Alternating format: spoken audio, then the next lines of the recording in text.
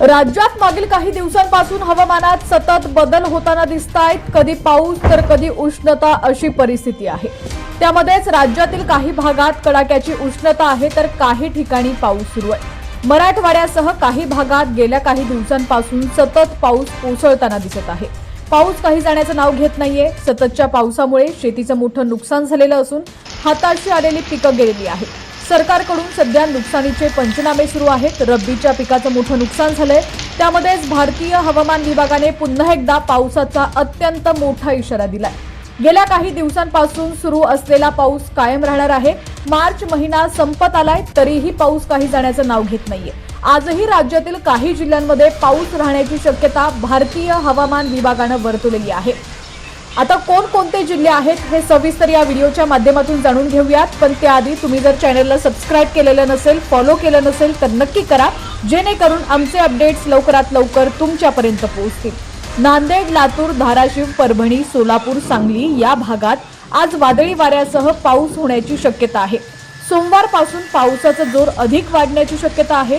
कोकणात आज उष्णता अधिक वाढण्याचे संकेत आहेत. आज कोकणात उष्ण आणि दमट हवामानाचा मोठा इशारा देण्यात आलाय.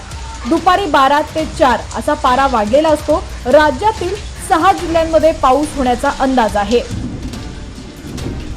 भारतीय हवामान विभागाच्या अंदाजानुसार आज राज्यातील हवामानात सतत चढ उतार बघायला मिळाला. 5 दिवसांच्या विश्रांतीनंतर चांदवड शहरासह ग्रामीण भागात आज अवकाळी पावसानं पुन्हा जोरदार हजेरी लावलेली असून विजांचा कडकडाट आणि मेघगर्जना करत सुमारे तासभर पावसानं झोडपून काढलंय. पावसाचा फटका काढणीला आलेला गहू, हरभरा आणि काढून ठेवलेल्या कांद्याला बसून मोठं नुकसान झालेलं आहे. त्यामुळे शेतकरी संकटात सापडलाय. सोलापूर जिल्ह्यातील मोहोळ तालुक्यातील गारपिटीमुळे मोठं नुकसान झालेलं आहे. मोहोळ तालुक्यातील पापरी गावात द्राक्ष बागांचं मोठं नुकसान झालंय. गारपिटीने द्राक्षाचे घड जमिनीवरती पडल्यानं नुकसान झालंय. रात्री गारपीट आणि वाऱ्यासह मोठा पाऊस झाला. त्यामुळे काढणीला सुरू असलेली द्राक्ष बाग पूर्णपणे वाया गेली आहे. आम्ही एकरी 2 लाखाप्रमाणे 7 एकरावर द्राक्ष बाग केली होती. त्यातून 50 ते 60 लाख उत्पन्न अपेक्षित होतं. मात्र आता हे सर्व नुकसान झालेलं आहे. सरकारने तात्काळ आम्हाला मदत करावी ही अपेक्षा असल्याचं एका शेतकऱ्यानं म्हटलेलं आहे. दरम्यान आता राज्यातील कोणकोणत्या भागात पावसानं हजेरी लावलेली आहे ते सुद्धा आपण पाहूया. बारामतीमध्ये मागील 1 तासापासून वादळी वाऱ्यासह मुसळधार पावसाला सुरुवात झालेली आहे आणि यामध्ये नागरिकांची चांगलीच तारांबळ उडाली. बारामती शहर आणि ग्रामीण भागात अचानक वादळी वाऱ्यासह मुसळधार पावसाला सुरुवात झाली. अचानक आलेल्या पावसामुळे शहरातील व्यापाऱ्यांची तसंच ग्रामीण भागातील शेतकऱ्यांची तारांबळ उडाली. या आलेल्या अवकाळी पावसामुळे काही शेतकऱ्यांचा काढणीला आलेला गहू तसेच द्राक्ष, केळी उत्पादकांना मोठा फटका बसणार आहे. रत्नागिरीमध्ये सुद्धा गारांसह अवकाळी पाऊस जोरदार बरसलेला आहे. या ठिकाणी सुद्धा तुम्ही पाहू शकता व्हिडिओच्या माध्यमातून आज कोकण भागात पावसाची हजेरी असणार असल्याचा अंदाज हवामान विभागाने वर्तवला होता आणि रत्नागिरीमध्ये गारांसह अवकाळी पाऊस बरसलाय. अंबाघाटमध्ये सुद्धा अचानक हवामानात बदल झाला आणि जोरदार पाऊस आणि गारपीट झालेली आहे.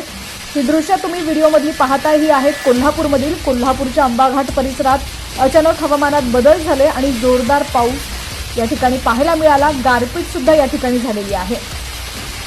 कोयनानगर, घाटमाथा या ठिकाणी सुद्धा पाऊस बरसल्याचं पाहायला मिळालं. गारांसहित तुफान पाऊस झालेला आहे. धाराशिव तालुक्यातील बोंबळी परिसरात विजांच्या कडकडाटासह जोरदार अवकाळी पाऊस बरसलेला आहे. वादळी वाऱ्यासह मुसळधार अवकाळी पाऊस झालेला आहे. धाराशिवच्या एडशीमध्ये नागरिकांची चांगलीच तारांबळ उडाल्याचं पाहायला मिळालं. कोल्हापूर जिल्ह्यातील अंबाघाट परिसरात आज 27 मार्च 2026 रोजी दुपारनंतर अचानक हवामानात मोठा बदल झाला. ढगांच्या गडगडाटासह मुसळधार पाऊस आणि गारपीट सुरू झाली. वादळी वाऱ्यामुळे घाटातील दृश्यमानता कमी झालेली असून वाहन चालकांनी सतर्क राहण्याचं आवाहन करण्यात येत होतं. दरम्यान या ठिकाणी तुम्ही पाहू शकता आता सुद्धा बऱ्याच ठिकाणी विजांच्या कडकडाटासह मुसळधार पावसाला सुरुवात झालेली आहे. राज्यातील तुमचा जिल्हा कोणता आहे, तालुका कोणता आहे, त्यामध्ये तुमचं गाव कोणतं आहे, गावात सुद्धा काय परिस्थिती आहे पावसाची, अवकाळी पावसाची, हे सुद्धा आम्हाला कमेंटच्या माध्यमातून नक्की कळवा.